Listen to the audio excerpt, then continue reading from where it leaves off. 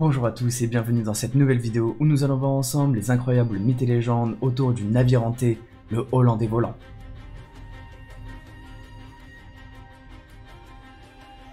Le Hollandais volant serait le navire fantôme qui a inspiré le film Pirates des Caraïbes.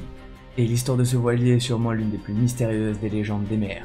De nombreux marins la connaissent et redoutent de le croiser un jour. Cette légende remonterait au XVIIe siècle, lorsque le Hollandais volant devait rentrer à son port d'attache à Amsterdam. D'après certains rapports, il transportait une énorme quantité d'or, qui aurait rendu fou tout son équipage, à tel point qu'ils auraient jeté le capitaine par-dessus bord pour faire une mutinerie. Mais dans son dernier souffle, le capitaine leur aurait jeté une malédiction.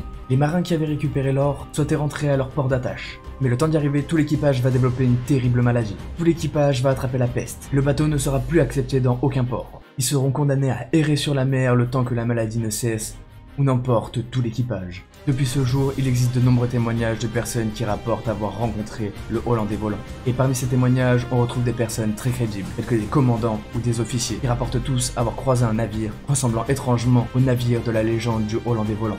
Ils décrivent tous un navire à moitié naufragé, mais qui mystérieusement ne coule pas. Ses voiles seraient complètement trouées ou déchiquetées, et certains d'entre eux iront même jusqu'à dire qu'il existe encore certains membres d'équipage et qui ressembleraient à des morts vivants ou des zombies. Ils auraient la peau qui leur tomberait de leur visage, et l'odeur qui s'émanerait de ce bateau serait nauséabonde, et pourrait se sentir à des kilomètres à la ronde.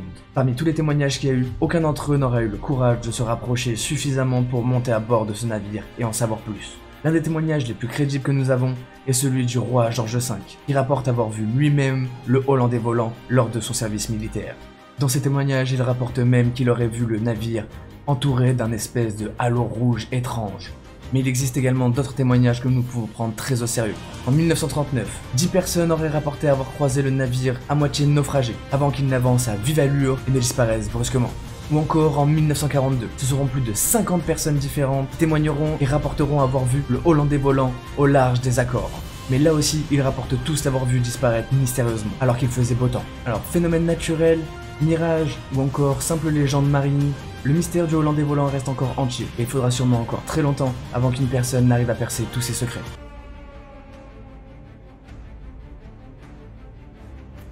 C'est en 1926 que le bateau Le Créole, réputé pour être le bateau le plus raffiné de son époque, va prendre la mer. Mais dès son premier jour de navigation, par temps calme, il va se passer quelque chose de surprenant. Le bateau va se mettre à tanguer dangereusement, et le capitaine aura beaucoup de mal à le manœuvrer.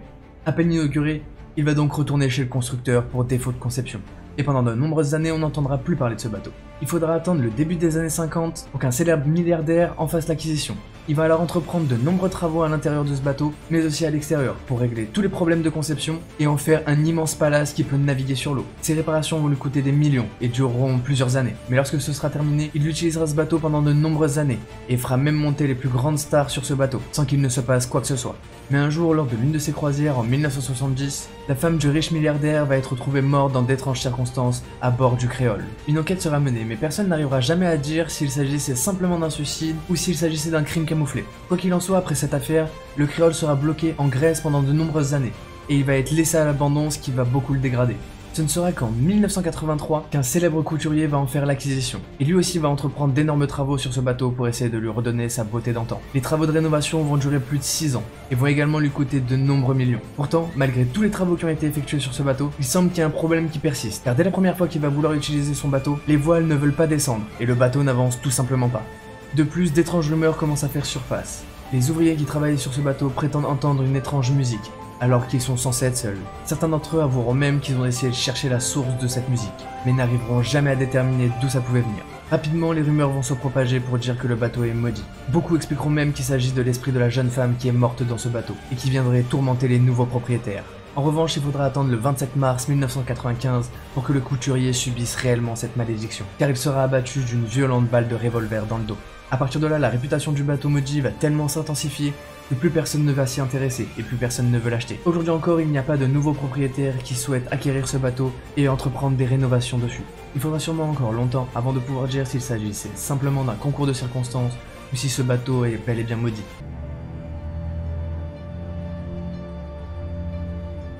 C'est en 1872 qu'un navire marchand devait quitter le port de New York en direction de Gibraltar. La traversée va se faire sans encombre, mais après plus d'un mois de navigation, l'équipage va faire une découverte incroyable. Le 4 décembre 1872, ils vont découvrir un autre bateau qui a l'air d'avoir une trajectoire très étrange. Il naviguerait en zigzag, ce qui est très anormal. L'équipage va d'abord penser qu'il s'agit simplement d'un problème. Ils vont donc essayer de lui venir en aide. Mais lorsqu'ils vont arriver proche du bateau et qu'ils arriveront à monter à bord du bateau, ils vont découvrir un navire complètement vide. Et ils vont alors le surnommer le vaisseau fantôme. Durant l'inspection du navire, ils vont découvrir que le bateau est complètement en ordre. La vaisselle est bien rangée et le linge est également en place. Certains ustensiles semblent même avoir été déposés sur la table comme si s'apprêtait à manger. Mais le plus troublant, c'est que l'équipage semble avoir complètement disparu soudainement, car un lit porterait même la trace d'une personne qui se serait allongée récemment. Plus tard, ils retrouveront même le carnet de bord, et les derniers écrits du carnet de bord remontaient au 25 novembre, ce qui voudrait dire que cela ferait plus de 10 jours que le bateau naviguerait seul en mer, et durant toute cette période, il aurait parcouru un énorme chemin. Autre fait étrange, c'est que selon certains spécialistes, il est impossible qu'un navire puisse garder un certain cap, et ils assurent qu'il aurait dû se rapprocher rapidement des côtes, ou tout simplement couler. Des légendes vont alors faire leur apparition, et diraient que ce navire est dirigé par des forces obscures, et que ce seraient ces forces obscures qui maintiendraient son cap. Les chercheurs vont quand même essayer d'étudier le bateau pour essayer de comprendre ce qui a pu se passer de manière un peu plus rationnelle. Mais le bateau ne présente rien d'anormal, il n'y a aucune trace quelconque d'attaque ou de tempête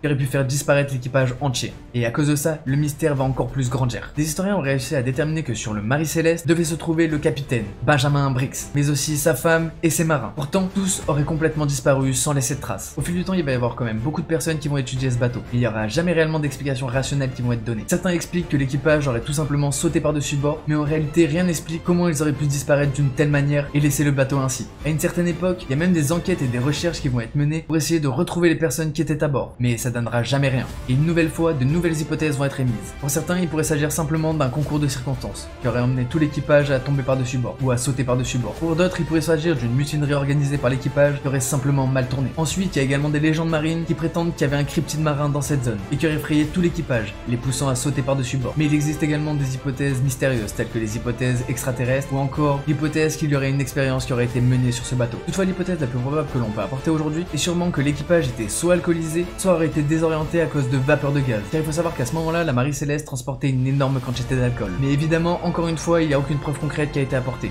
Et le mystère reste encore actuellement entier. Et voilà, c'est déjà la fin de cet épisode. J'espère que ça vous aura plu. N'hésitez pas à me le dire dans les commentaires et si vous avez d'autres sujets comme ça que vous voulez que je traite dans mes prochaines vidéos. Si vous êtes intéressé par les mythes et légendes, vous pouvez retrouver plein d'épisodes sur ma chaîne. En attendant, vous pouvez toujours liker, partager et vous abonner. Nous on se retrouve dans une prochaine vidéo. C'était Geek on Fire. Peace out.